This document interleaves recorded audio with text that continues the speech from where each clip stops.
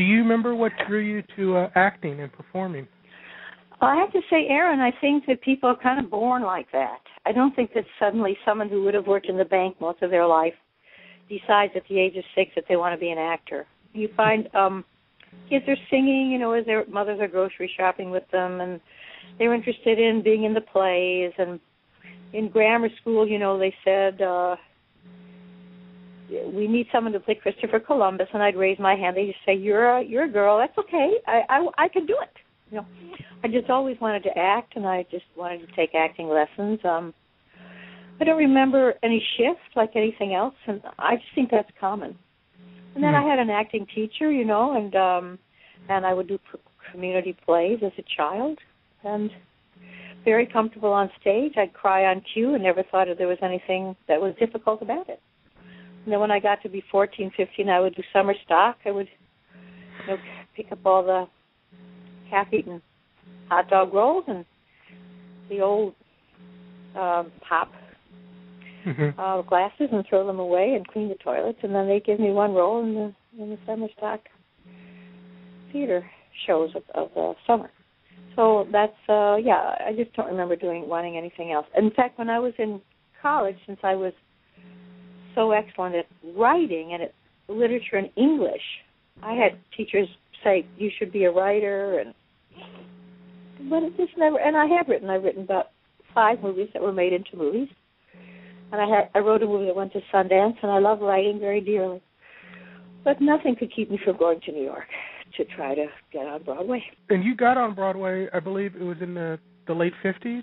So the late 50s, I was still at home in Illinois watching television. 1965 was my first Broadway play. Okay. And I played a 15-year-old girl.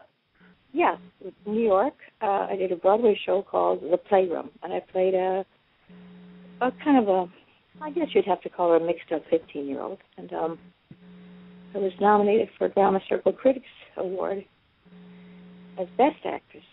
Right. Wonderful. So that's wonderful. So in 66, you're in your Coppola's master thesis film. You're a big boy now. I was in the play, The Playroom on Broadway, and a producer saw me, and he saw Peter Kastner as the leads in the play, and he invited us to meet this young student who was doing a movie as his thesis, and that was Francis Ford Coppola. So we met him, and he was lovely, a lovely guy, and we were in his first movie. What do you remember of that experience? Because it came out in 1966, and so it predates Mike Nichols' The Graduate about 8 months or so. But both films kind of cover similar themes in a way. But Geraldine Page was Oscar nominated for it, and it has Rip Torn, and he said Peter Kastner, and so forth. So and it's a wonderful film. I saw it as a kid. My dad showed it to me, and I remember being very taken aback by it. And so I'm curious, at that time, what was it like on that set? And this was years and years before Coppola would do The Godfather and so forth. When I met Francis Ford Coppola, I was shy. I didn't want to meet him, and we were in a hotel. I think I jumped into one of those baskets that has towels or things. Peter sort of rolled me to the door, Peter Kastner, and he was my boyfriend at the time. And Francis was very lovely, kind of, and intense in a very soft way. And he would move his hands around and play with his tie and so forth, and he didn't seem to know what his hands were doing when he was very loose-limbed. And I liked him a lot, and, there was some time between the meeting of him and doing the movie. I think we did the movie sort of in the summer, and I met him in the winter. I would say December, November, something like that. That's my memory. Could be a little off. And in the meantime, he took me out to dinner, and we were both quite nearsighted, and so we took up our glasses and we pressed our heads together and we looked at the chandelier on the wall, because, when you're nearsighted, you can see all the colors of the rainbow in any prism. So we pushed our heads together and sort of looked at the chandelier and described colors, and I think that I might have been his girl, but he could see I was madly in love with Peter Kastner. Anyhow, he wore a T-shirt that said "Don't overplay" because he thought people, on Broadway would be prone to overplay on screen. I think he learned finally by the end of his shoot that, it just doesn't work. You do things as big as you want to on screen, and you just, if you really, truly, sincerely mean every word you're saying from the bottom of your gut, it's going to be fine. I don't care how loud you are; it's still going to be real. And certainly, Gerald, nobody was making small for him at all. Certainly, Geraldine Page, she would kind of make funny little tooting noises before the camera would roll to get herself in the mood. I learned that from her. When I made Invaders from Mars, I would scream before the camera would roll so that I could get frightened. Anyhow, she was so fun and so fabulous and so brilliant. And one of her lines is she pretty? Is she pretty? And she had this notion that she would just keep cutting her hair. Her hair would keep getting shorter and shorter. She just was amazing, amazing.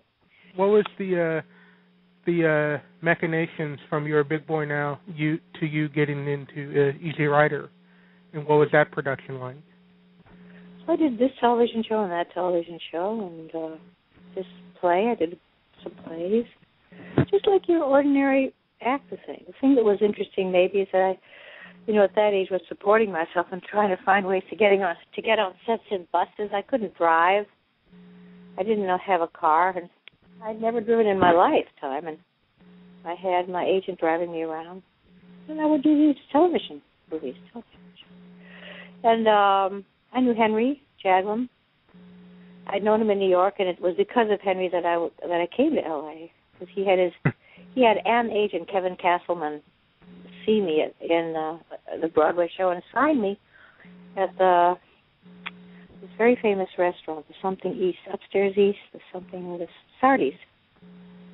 And then I flew in, and I had an agent, and I would go up for these television things. He's a very pretty person, young little thing who'd just come from the Broadway stage. So I got some television shows, and then, we'd go out to eat, and I'd meet Jack Nicholson, and we started knowing each other a little bit. And then I just got a call, please come and audition for this movie. So Peter and Dennis and I went to kind of a patio. I don't remember quite where we were. An outdoor patio kind of thing, kind of Mexican looking. And we improvised, and I thought that Dennis was extremely brilliant. I couldn't believe how good he was. And I said, he said, you're my goddess. You have to be in this movie. I said, okay. Kevin Castleman was out of town, so I typed up my own contract. Gave myself $300, which is what they told me I could have in this movie. Thought that was pretty good. And set out to go down to Louisiana. And Tony Basil, who is one of my best friends all these years, still is one of my very best friends, played the other whore. And, well, she's a choreographer. So she's used to choreographer, musician. Scheduling, schedules and having people do this and that and keeping rhythm, and it's very organized. And I was used to Broadway.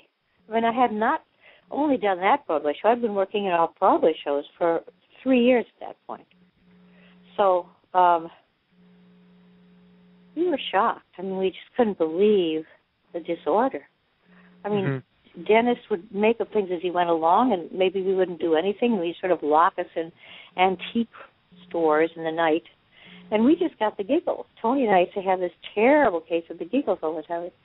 We just wanted to go home. We were so unhappy.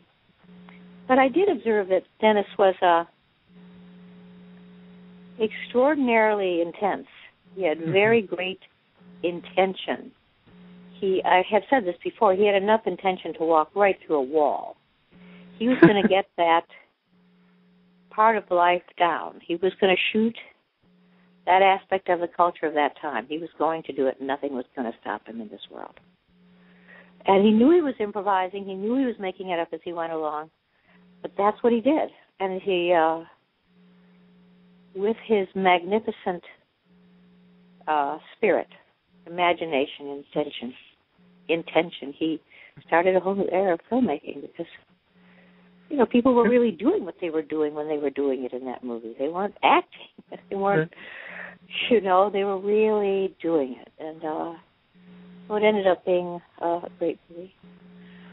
I'm curious, when you finally saw it put together and you saw what was being shown in the theaters, were you also shocked and startled that something was able to come out of all that chaos and that it became such a phenomenon? Well, I know it makes a good story for me to suddenly see it, and I can understand your curiosity, but it didn't work that way. You know, as time went on, Henry Jablin was involved. He's a friend. He's still a friend of mine, good friend. Working on the sound and putting some of the mutterings that my character did in the graveyard sequence. My character's mutterings were all gone. We put them back, which I thought was a great contribution. And then there were, BBS. And I was already working for BBS. I did, I believe, I'm not sure about the timing of it, but I worked for Jack Nicholson when he directed Drive, he said. Drive, he said, yeah. So I was already sort of involved in all that. And so, no, it wasn't that shocked. It wasn't like I went home to Park Ridge, Illinois, and then went back. I was in L.A., Hollywood area. But I saw it with my brother, which is very dear to me that I saw it with my brother. And, of course, it's a very, very great movie, and I was very moved by it. And I was worried about my brother because he's a little too moved by it. Because, in the end, I think, when the camera moves suddenly up, I suspect, from any of my, Eastern religion training, I suspect that can be what happens when somebody dies. You suddenly go up, but you're looking down. And I think that it brings the audience into that sensibility, into that moment. And they I think it's one reason it's so shocking. I think without that ending, I'm not sure it would have been the hit it was. It was perfect. And cinematographer nearly fell out of the plane getting it, by the way. Well, and so you said you were working at BBS, and so I'm curious, what was the intent and what was the atmosphere like for people who were in the BBS circle? And for our listeners, I guess I should clarify that BBS stood for the three people who were part of this production company: Bob Rafelson, Bert Snyder, and Steve Blommer. And this was supposed to be the intent was this was a artist-friendly, filmmaker-friendly production company where everyone was going to support each other's kind of film projects. It was indeed, you can believe the hype. It was indeed artist-friendly, filmmaker-friendly. When we did 5 Easy Pieces, we were on our own. I mean, 5 Easy Pieces was shot absolutely in sequence. We shot what we had to shoot in Bakersfield, and then we went up from there. And we shot the story as we drove, just the way the story was written. So when we picked up the tools, we picked them up, and when we went to the next places to eat breakfast, that's when we went to eat breakfast. It was really had a reality like that. And I don't remember anybody calling anybody and saying anything to anybody about anything. It was very artist-friendly and very free. I think that Jack Nicholson, when he did, I think, Steve Blauner's film, A Drive, he said, or it was BBS films, all of them. I think he didn't have enough organization. I think he could be a very great director, and I'm disappointed that I think some of these experiences sort of turned him off becoming one. He said to me, I know a great script when I see one. I might as well be a director. Because when we were doing, I think it was 5 Easy Pieces, you walk into Jack's motel room where we were traveling, there were must have been 100 scripts there. And he'd have to sort through or read through or get 1 or 2 pages and pick, and he always could. So, but when we did Drive, he said he had just too many things to do. But aside from that, which I thought was just poor planning, for example, when we were doing Easy Rider, there was, we were off in the middle of the woods. We were there together. I don't remember people worrying about money particularly because what was there to spend money on? To film. That's all it was. But don't ask me about money. I'm not any good at it. I don't understand it. But you know, it was incredibly. I mean, you know, you do a studio film and people are watching what you're shooting, and if you've gone overtime, and if you've gone over the budget, and if you've gone over schedule, and if you came in on time, and if you know they like the rushes and they don't want to do this, they want to change that, and that.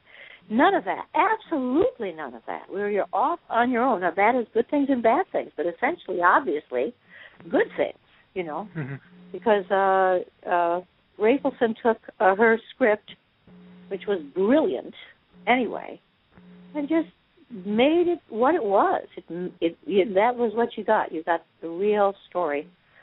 And Rafelson being very much on his own is how that would work best, and it did. And Five Easy Pieces. For 5 Easy Pieces. Yeah, and 5 Easy Pieces is an interesting film in that it's the first showcase for Nicholson as a leading man. He's been in movies for over a decade, but he'd always been in co-starring roles or supporting roles like an Easy Rider and so forth. But 5 Easy Pieces, it's a character study all about kind of a remarkable turn of the decade, late 60s into the early 70s, kind of lost in the wilderness kind of character portraits that Nicholson was a master at doing, it turns out. Yes, well, it's. I think that I wouldn't agree with your line of logic. It isn't that he did all these roles that were smaller roles, and now he did the lead. Right. That the movies that he made, even including Easy Rider, I have to say, in terms of character and in terms of just a classic movie that'll always be alive, classic movie. They weren't as good as Five Easy Pieces. 5 Easy Pieces is a very brilliant movie. And all these old, and I've seen these early darling sort of, he's so darling in these Jack Nicholson movies, and they're just not very good movies. And this was a very great movie by a very, very great writer and a great director. And so one could finally witness his full capability. I think before that one just hadn't had a chance to. You knew you loved him. You know, there's something about certain people that you just love. And I don't think anybody can name it. I don't think anybody can explain it. You know, like Drew Barrymore. What is it about Drew Barrymore? I mean, we love her. We have to have more of her, you know? And Jack was like that. He does that God-blessed smile, and, you know, you just have to have him in your house. You have to buy the movie. You have to go see it. There's something about Jack. You know, he's just a big movie star. He just was born to be that. And that kind of collaboration you all had, I mean, it carried over to the following film, which was Drive, he said, which Jack directed. He didn't star, and it was his directorial debut. And Drive, he said, is kind of remarkable in that it's never been available on tape or DVD of any kind, so this is kind of a landmark event where it's finally coming out. And so for those of us who have been lucky enough to see it, whether it's through a bootleg or a rare showing on TV, it is a remarkable kind of a lost gem of this period between of you and Bruce Dern and the other and kind of the story of Drive, he said, is kind of interesting in that it also kind of captures kind of that kind of a turbulent, chaotic period of life on college campus in late 60s, early 70s. Yes, yes. Did you ever see Getting Straight? Oh, yes, yes. Mm-hmm. That was probably what's that word? It means it's sort of the center, the pith, the best, the most representative of that era and that time. Well, I think that there are some very interesting oddities about Drive, he said. You know, I was in a bathtub. I think I was naked, and I was not into being naked. I mean, not really. I mean, you have to really love your body. And then I put on a robe and ran outside, and we were running around in the wet cold. And the man who played my husband was also a brilliant writer, is also a brilliant writer, and he was like, "Whoa, what? He's a conservative guy. He's a writer. You know, what have you done?" And running around, and your robe was going to fall open. Everything's falling out. It was just it's a lot of crazy stuff. It was such an amazing difference doing that movie and doing Five Easy Pieces. There's such an incredible difference. Just the sense of the place and the sense of the time, the sense of the light and color, and the sense of the character. We used to smoke in those days, Jack would say. Everybody's going to want to smoke when they see you smoking, Blackie. Better quit that. I'm curious. And Bill Tepper was in it. Bill Tepper and tell me his name. Mag, the lead, the young boy's lead. Yeah, Michael Margada. Yeah, Michael Margada. Now there was a gem of an actor. I think he's in Russia teaching acting now. I think he's really the acting guru somewhere in Russia. I'm not kidding. I think this is the truth. Well, it was just a bunch of gorgeous guys. It was just incredible. Great experience. Very strange experience. I'm curious. Not strange. I shouldn't say very strange. Very what it was. Sort of epicenter Jack. I am curious. You bring up the bathtub scene and so forth, and Drive. He said. I'm sorry, I didn't hear you. Bring up what? The bathtub scene, and so bathtub, forth. And Drive. He said at that time, if you remember, was given an X rating. This was at the time for some of its sexual content, which I'm sure viewed now is obviously not as graphic and gratuitous as we see now, but it is very. You're going to fail to get any good information if you expect an actor to have an overview. Actors don't have an overview. You do a movie, and then they want you to lie around and kiss someone. Then do another movie. They want you to sit in his lap and kiss, and you do. Right. And you don't think, this is very interesting historically. All you know is, you're kissing Bruce Dern, and whether you like to kiss him or not is really what you got your attention on, rather than what's going on in the film community in this particular decade.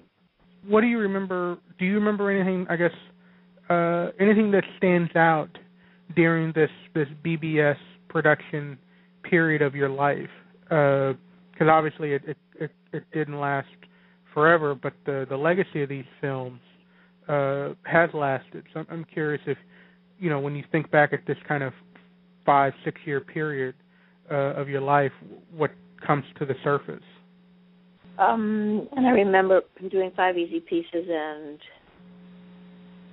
there was a scene that wasn't in the movie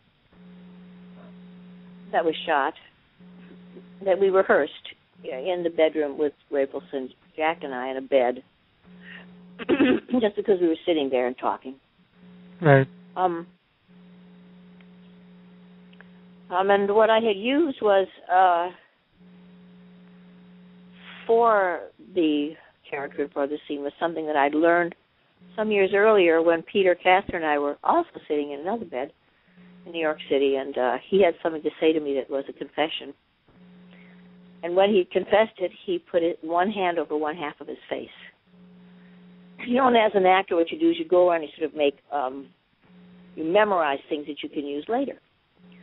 So I used that. I sat in the bed and I put one hand over one, because in this particular scene, I confessed that I had gone to bed with somebody at the motel, in another room in the motel, where he'd stashed me, Jack, when he went to see his family.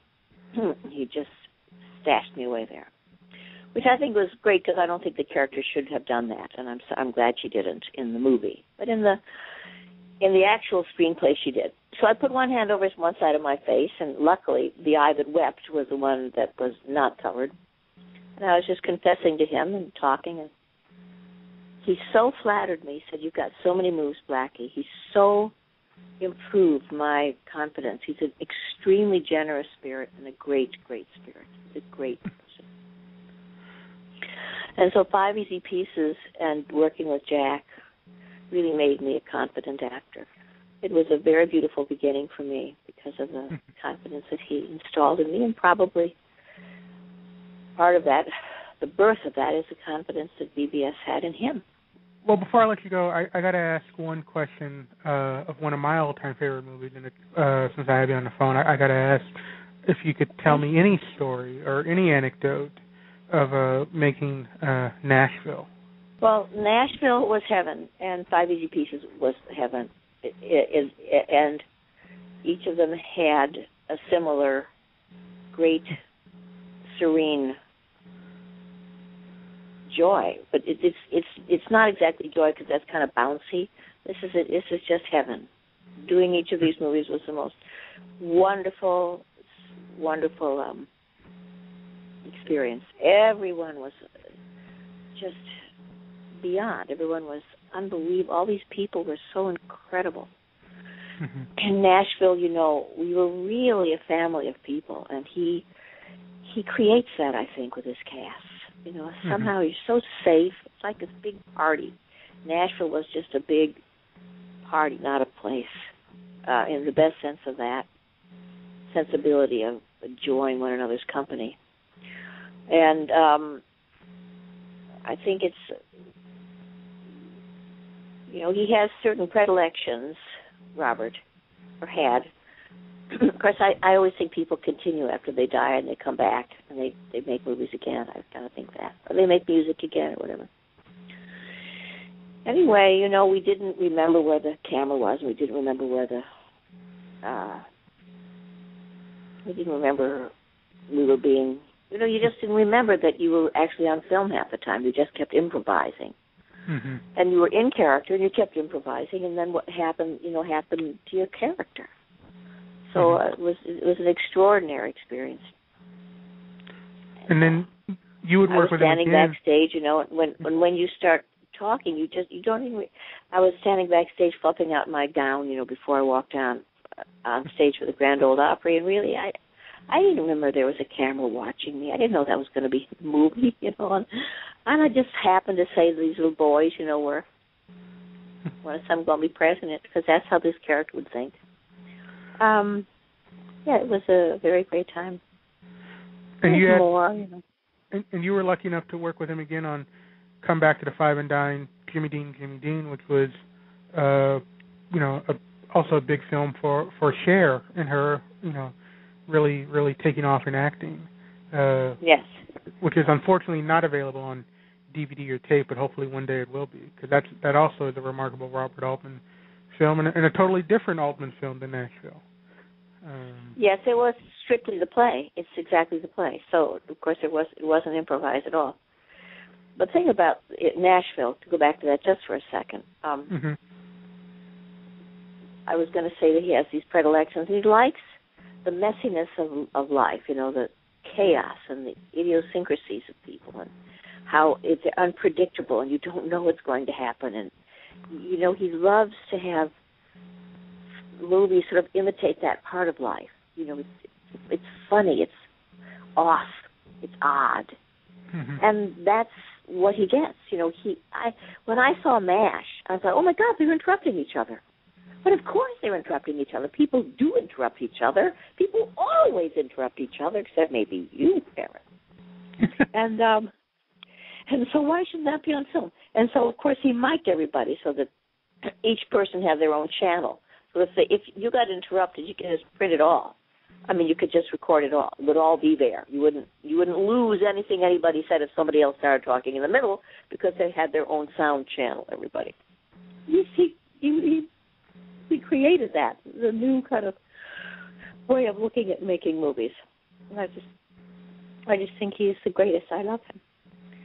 I saw his wife, Catherine, the weekend before last, because Sally Kellerman was singing, doing a show, and we had a lovely getting back together. She's just the most charming woman you've ever seen in your life. She's so gracious. I embrace her.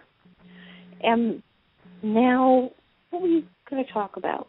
Cher was just brilliant. She opened her mouth and was brilliant. She didn't have to do anything. Forget acting classes. She just was just an incredible actor the minute she started, and a very lovable character on stage. It was a very hard character for me to play. I've suffered a lot. 6 months trying to get that character. It looks pretty easy, but it's a very, very, very difficult characterization.